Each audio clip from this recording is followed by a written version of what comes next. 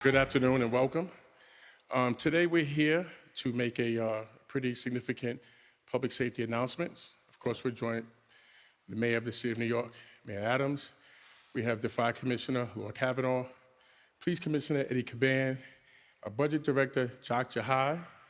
We have our Chief of Personnel for the NYPD, John Benoit. And we have the Chief of Training for the NYPD, Olafu Malola Obi. With that, I'd like to turn it over to Mayor Eric Adams. Thank you. Thanks so much, Deputy Mayor Banks and this entire team that's here to deal with law enforcement. We continue to follow the narrative that I've stated over and over again. Public safety is a prerequisite to prosperity. From day one, this administration has been driven by that clear mission, keeping New Yorkers safe. I learned with Bill Bratton many years ago, that is the real economic stimulus package when you create safe streets. And the result speaks for itself. What Commissioner Caban has been able to do, driving down crimes, 5 of the 7 major crime categories we were able to bring down. But specifically, what I focus on were the shootings and homicides, double-digit decrease in both those areas, and removing a substantial number of illegal weapons off our street, and that includes ghost guns. Jobs are up, crime is down, our streets are safer, and the tourists are back. Over 60 million tourists are in our city, and they're doing something that I ask them to do over and over again, and that's to spend money. But by driving down crime, we have saved lives and laid the foundation for this great economic recovery. More private sector jobs in the history of this city. We have done all this while caring for more than 168,000 migrants and asylum seekers. More than 69,000, almost 70,000 of whom are still currently in our care. We have done a successful job, over 57%. We have moved them to be self-sustaining, but the door continues to be open and thousands are coming in every week. As a result of federal COVID-19 stimulus funding drying up, tax revenues growth slowing, and labor contracts, this administration inherited a real financial crisis moving into not only 2023, but 2024. In the growing course of the asylum seeker crisis, our city has faced real fiscal challenges, including a $7 billion budget gap. And consequently, last year we were forced to make some tough choices, real difficult choices in our November financial update, and prepared for the worst. But thanks to strong fiscal management, something that we started out at the beginning of the administration with our PEGs, managing our costs, looking ahead to make sure that we can keep the city on financial solid ground, and better than anticipated tax revenues and savings we will achieve through a 20% asylum seeker PEG by the end of this fiscal year. I'm happy to say that we'll be able to reverse some of the cuts to the NYPD and FDNY that we initially announced in November. First, I am really pleased to announce that we have been able to restore funding for the April Police Academy class. This means 600 additional police officers will be on the streets protecting New Yorkers coming this fall. And these officers will join 3 additional police classes that were already scheduled to graduate this year, meaning thousands of additional cops on our streets in 2024 under this administration. More police officers mean safer streets, safer subways, and a safer New York City. But in addition to that, we've heard a great deal of conversation about the 5th firefighter. I'm proud to announce that we have good news to the FDNY as we restore the 5th firefighter at 20 of the city's engine companies. More firefighters on the job is always a good thing as we deal with all of the various aspects that our firefighters play in ensuring to be part of the first responder apparatus in the city. We will maintain 190 firefighters on payroll who are not expected to be able to return to work in full duty status. Last August, when we announced a new projected asylum seekers course, we provided estimates based on the increasing number of arrivals, increasing cost per household, and analysis of the help coming from our state and federal partners. We said the cost would be roughly $12 billion over 3 fiscal years if circumstances did not change. And while we are grateful to the state and federal support we have received thus far, it is sadly not enough. If they do not change the circumstances, and it did not change our circumstances, we did. And really want to take my hat off to Budget Director Jihad for constantly bringing together the team to deal with these real fiscal challenges we are facing. And today's measures and reasonable restoration to the NYPD and FDNY are due in large part to just strong fiscal management that allowed us to receive a AA bond rating and would allow us to continue to navigate us through this crisis. This is about looking at the asylum seeker course and really finding ways to reduce the cost, and this is something we're doing, dealing with each household, and helping our migrants out on a path to self-sufficiency through initiative like the 30 and the 60-day notice. Where would we have been right now if Deputy Mayor Williams-Isom did not bring her team together and do the 30-day notice? Over 80% of those who were part of the 30-day notice, single males or single adults, 80% are self-sustaining. 20% came back through the system, and we're going to continue to do intense case management. And that is the same concept that we have for the 60-day notice. And we have been extremely clear, and I will reiterate over and over again, no child, no family will sleep on the streets of the city of New York based on our policies. It is our policies. The goal is to have families and individuals to be self-sustaining.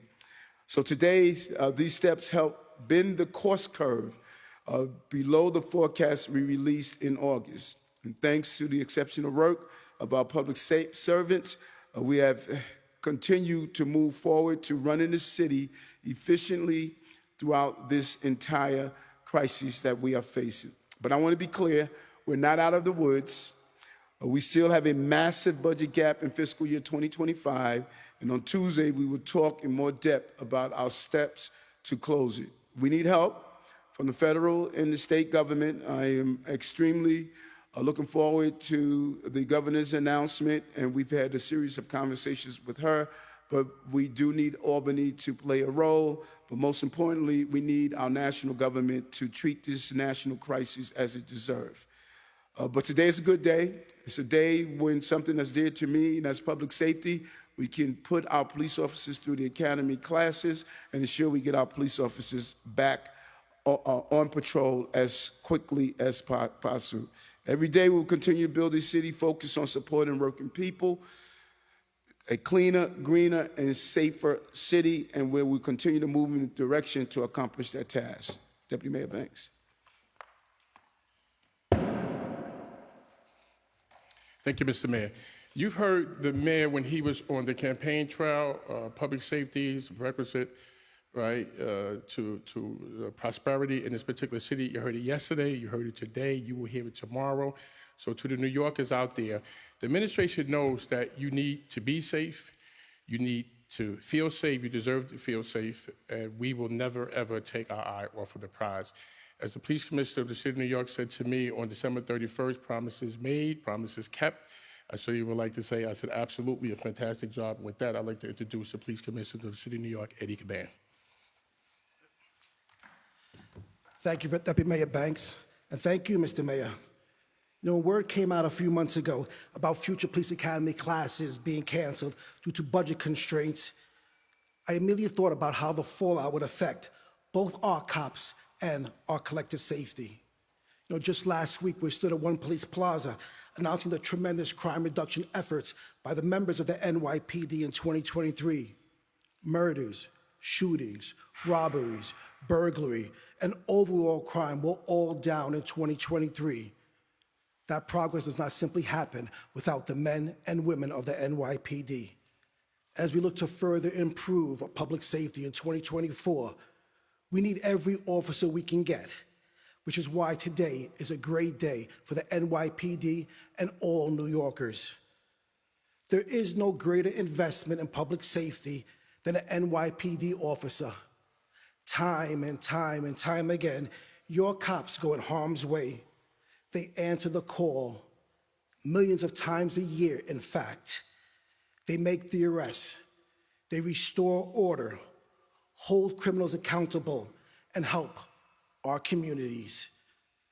The NYPD officer is a dynamic, determined, crime-fighting tool.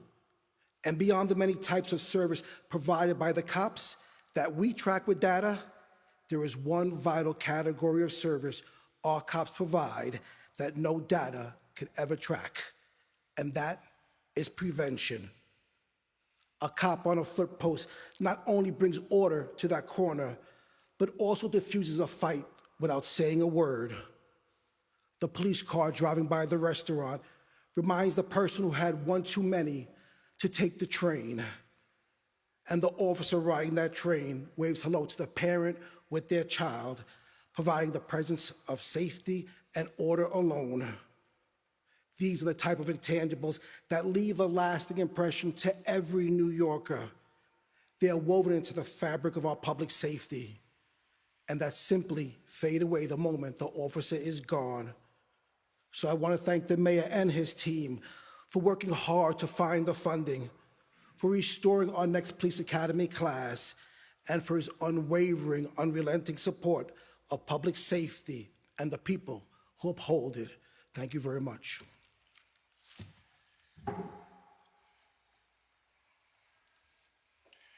Thank you, Commissioner. Now we're going to hear from the Fire Commissioner. Before introduce the Fire Commissioner, this restoration of this next cut, which she'll go into detail about, is critically important. The fifth firefight in certain firehouses, I think we should look at it this way. The quicker we can get water into a fire, the safer New Yorkers are going to be. And with the challenge that we're facing with the increase in lithium batteries, I think this is a very important one. So I'm very happy. I'm actually happy. I think it's the benefit of the city that we restored the fifth firefighter in East 20. And this would be for the public to understand this. The fifth firefighter, water gets on a fire a lot quicker. New Yorkers live. With that, I'd like to introduce Laura Kavanaugh, who's the Fire Commissioner of the City of New York. Thank you, Deputy Mayor, and thank you to the Mayor and his team and the Budget Director for making this happen. As the Deputy Mayor mentioned, I think it might not be known to New Yorkers, in part because our members are so great and so professional, and they get there so quickly, but call volume for fire operations is ever increasing. They are busier than ever, our units. It's especially true in the winter months where fires, and especially dangerous fires, go up.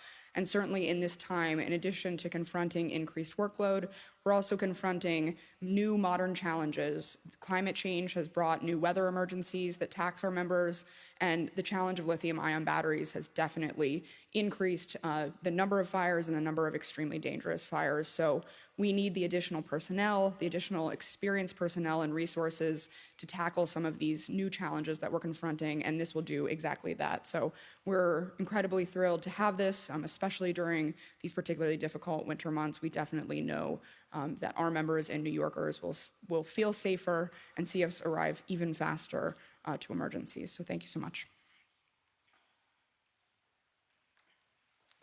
Yep. Take some questions. Hey, Mr. Mayor, how are you today? Good, how are you? I'm just fine. Just want to ask you, so you hit the goal of 20% that you set in November. So what has changed with the money situation? I know that the fifth man, there was no problem cutting it when it was just $1 million of savings 2 months ago, and the police academy cost. So what changed in the last 2 months? Because you seem to hit all the goals you've set. So you've said you were cutting those regardless. And how much is it just this one police academy class, or is it the other ones that were already cut? 2024, we're going to have 4 police academy classes going in 2024. And so as what he has done, which I really want to thank him for, when we did our first few pegs in the beginning, we sent out a clear message that everyone has to participate.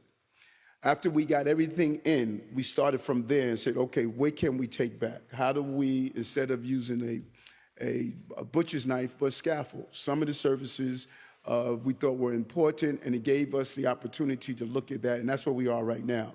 We did the November plan. We didn't have any clear understanding of what the fiscal outcome was going to look like, so we wanted to be as fiscally prudent as possible, so that we, instead of having to go back to the team and tell them we underestimated, we wanted to make sure we were getting the right numbers. He did that, and he says, here's some of the things that we can do in restoration. Overestimated. So how much did you overestimate by? Well, I don't know if the term overestimate is a lot. Is the right term, because we're not out of the woods. We still are unclear. We are basing a lot of decisions we make on the promises that we're going to get the financial assistance we need from Albany. We want to make sure that those cuts we had to do in November, based on the, number one, the revenue projection, how well we've done, how well we've been fiscally prudent, how well we've managed taxpayers' dollars. It gave us an opportunity to look at these two areas and whatever else we could restore. Hi, How are you? Good to see you down here Well, instead of up in Albany. yes. Hope you made the drive safely. So I'm just looking for, what sort of specific cuts did you make to migrant services? I know you guys said about 20%, but where exactly did that come from? And then do you think this will also trickle to other areas like library services, be able to restore Sunday services for some people? What Deputy Mayor Williams Isom did, and Tim Pearson and the entire team, we looked at, okay, where did we spend? How much did we spend? How do we go back and renegotiate contracts? When you're dealing with an emergency, it's different from if you have a long-term already contract in place. You know, emergencies are different flavor. And so we looked at that, and hats off to the DM and her entire team, Chief of Staff Camille. They looked at what we were paying and said, how do we go in and do cost savings, cost efficiencies? And our goal is in fiscal year 2025 is to come up with a 20% saving. And everywhere, from food to the cost of housing, to laundry, to security, everything is on the table of how do we get a better price for it. So we're not leaving anything off the table to bring down the cost. And then do you see this trickling to like libraries and stuff like that, to other areas besides just FDNY? Tuesday is Jock Super Bowl. He's going to be giving us, you know, the deep dive and deep briefing into the budget. He lives for this time of the year, and so I don't want to take away his thunder. He's going to go deep into all of that.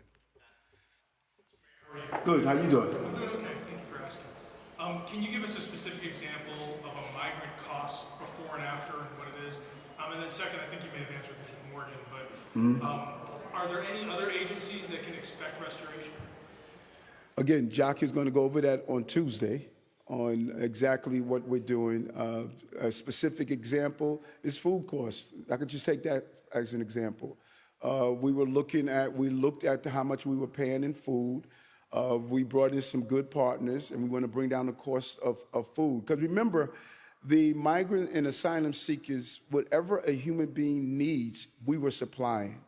Cleaning clothing, feeding, cleaning the facilities that they're in, creating a humane environment. We had to pick up the entire course. And now we're at a place of saying, let's look at these contracts, let's see where we can renegotiate these contracts. And so whatever you could think of what you would provide for an adult, we are providing for the migrants and asylum seekers. Has the food changed at all? Like, is it like no cheese on a hamburger? What exactly is how? I know you're big into food. No, and that's a, believe it or not, that's a great question, because taking away certain items like cheese on the hamburgers is a difference, and I hope it was vegan cheese on the hamburger, but taking away those items or simplifying the menu more to make sure we don't have food waste, which people talked about it, but 90% of the food that we were serving was consumed by the migrants and asylum seekers. But we want to look even at that 10%. You know, how do we bring down costs? And that's what Deputy Mayor William Isom has been focusing on. How do we get to that number? Jock gave us a number of 20%, and we're going to reach that number of 20%.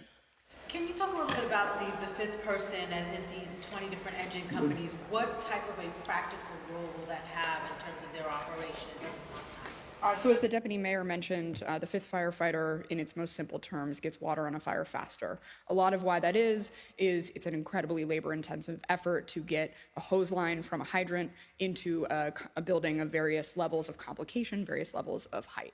And so that fifth firefighter aids in that. That certainly does get water on the fire faster, and I think that's particularly important in this moment when we're talking about these lithium-ion batteries, where they are unusually fast in how quickly they catch fire, how much volume of fire is there. You've seen a lot of these videos where arriving companies who are getting there in 90 seconds are seeing the building be fully consumed by fire by the time they get there. So that will be very important. We also use the fifth firefighter for certain types of weather emergencies. So a lot of the weather that we've had lately and typically have throughout the winter months, we can also use them in specific ways during those emergencies. I'm Mr. Mayor. I have two questions for you. Yes. So when the PEG was announced in November, it still was a couple $1 billion short of covering the gap.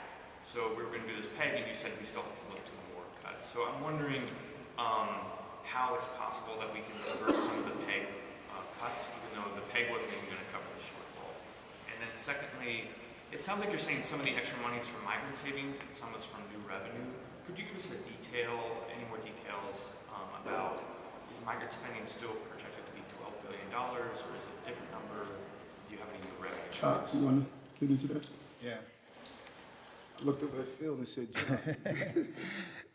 Regarding the migrant budget, we're cutting it by 20%. So, multiply 20%, by 12.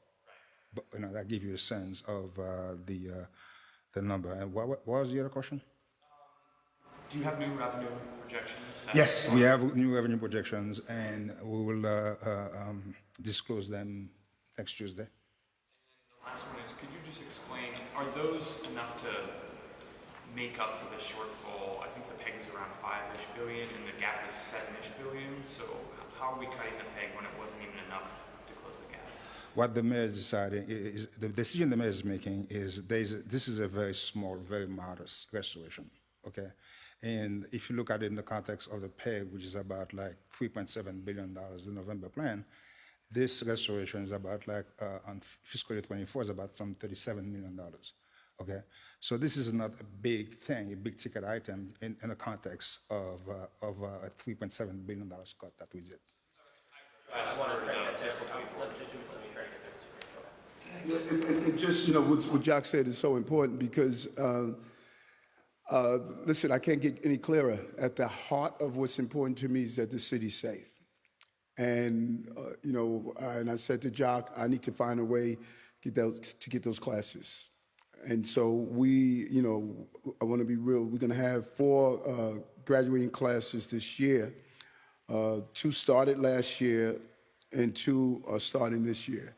I have to make sure our police officers are on the streets, continuing the success that Commissioner Caban has put in place.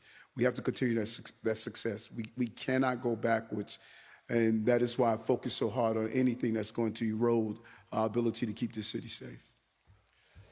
Mayor, you Yes. just kind of touched on this a little bit, but it sounds like you're not going to tell us whether or not you're going to restore any other cuts. Can you go into the logic a little bit of announcing this before announcing any other potential reversals? Why is this one so important to reverse? Yeah, and we didn't say that we're not going to. Whenever we do any restorations, we're gonna announce it. We're gonna let you know.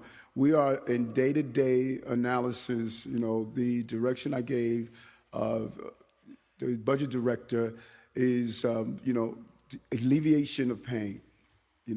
How do we do that? And as we have them, we're going to announce them. And so it's important what I hear a lot while I'm moving around the city is the concern and continued success that Commissioner Caban has put in place. And that's why we want to immediately notify New Yorkers that those academy classes are coming in. People think the commissioner is doing a great job, and I want to let them know that we're going to do everything possible to give him the resources that he needs. Price tag for Thanks. Hi. twofold. So I Yes. don't know, I know it had been asked, but is there any details about where this new revenue is coming from? And then secondly, I know your office and the council can sometimes be at odds over the budget projections. Is your side restoring some cuts to the PD and the fire department? Does it sort of show that maybe they are more in line with, you know, what their projections are? Or they said that the cuts being made are not necessary, that there is more money? Is it sort of, are you kind of meeting in the middle with the council? Well, I think that when you look at the roles of both the council and City Hall, I think that the forefathers, the architect, are putting together this relationship where one would look at and give their protections. I thought it was a smart one because we have a responsibility to make sure that whatever the vision is that's coming from our various council persons, that the taxpayers can actually pay the tab.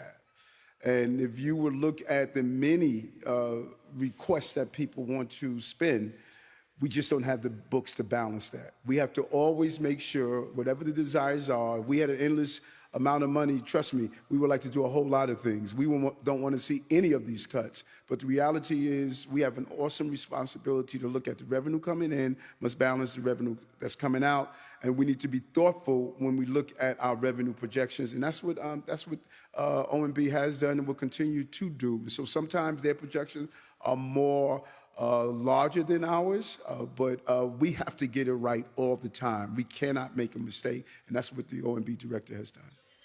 And is it with tickets or tolls or fines, not tolls, tickets or fines that have increased, and that was one of the revenue generated? Liz, what's up, Liz? How are you? I'm good. I was wondering if you could comment and give us more details on the bomb threat at James Madison High School Let's stay on topic and we can grab Iskel PD talked afterwards. about. Yeah, Since so- you're so here And Charles. Yeah, and you know, although we do off topics on Tuesday, I think it's important for us to talk about the James Madison, the weather that we were experiencing. The commissioner would talk about specifically the bomb check. Did your people brief you on? Okay. But I do want to say I cannot say enough about Commissioner Iskel, Deputy Mayor Williams Isom, Tim Pearson, Molly, that whole team. They moved close to 1,700 children and families from an area that we, with an overabundance of caution, we wanted to make sure those children were in a safe place. They moved them to the school. I was there last night. I was going to stay the night with them, but we found that the winds dropped around by, I think it was around about 1:40 a.m. when I got the call from the commissioner, and we started to move them back to their location. So a couple of things. You know, I have been doing this for a long time. When you have these major crises, our school buildings are the focal point of our community, and they're part of our community assets. I have witnessed buildings collapse.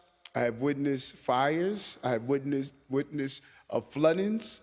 And what we do, we use our school buildings. So whoever is saying January 6th was the anniversary of the horrific fire that happened in 2022 when I was elected, in January 6th, those family members went to a school building. This is what we do. And I'm sure the commissioner, the fire commissioner, police commissioner would tell you that when you have these emergencies, you utilize all of your assets, and our school buildings are part of our assets. They're the focal points of our community. And so whenever someone states that why are you using a school building, this is what we've always done. So if we would have had a major fire that would have taken place on Bedford Avenue near James Madison High School, are we saying those residents who lost who were displaced from that building should not use the school building? You know, and I hope people are not saying we can't use a school building if it's dealing with migrants. I hope that's not what people are saying. Because what I saw yesterday at James Madison, I saw children. That's what I saw. I saw children. And this city is never going to do anything that is going to put children in harm's way. And yesterday, our team did an amazing job. There was a threat coming into our city of a real weather emergency, And we were able to use one of our community assets. And I take my hat off to Principal Jody and her team. Sometimes we focus on those who were the loudest, but you should speak to Principal Jody and see about her staff that called and say, can we come in and help? Because they saw children as children. And that's what I see children as. You want to talk about the bomb? So thank you very much. You know, the New York City Police Department gets bomb threats every single day, and we'll always do our due diligence. ESU will always respond, make sure that the safety of everyone, every resident inside the school, every resident around the surrounding areas, and after that, it was cleared, and there's no issues at all. Calls. What were those specifically about? Hate towards migrants? Which call? He said they were hate calls. What were those specifically? Who were they targeted at? Were they targeted at the migrants? So that'll have to get back at you, but Intelligence Bureau investigates every allegation and every call. Because this is a very important conversation that we're having.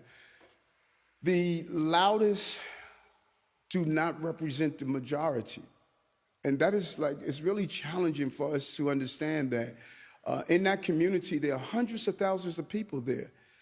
We get whatever, 3-4 people that call and say something hateful, and all of a sudden that becomes the narrative. The real narrative is the number of teachers that called that principal and said, we want to help. The number of people who came to deliver food, people who was part of Rethink Food.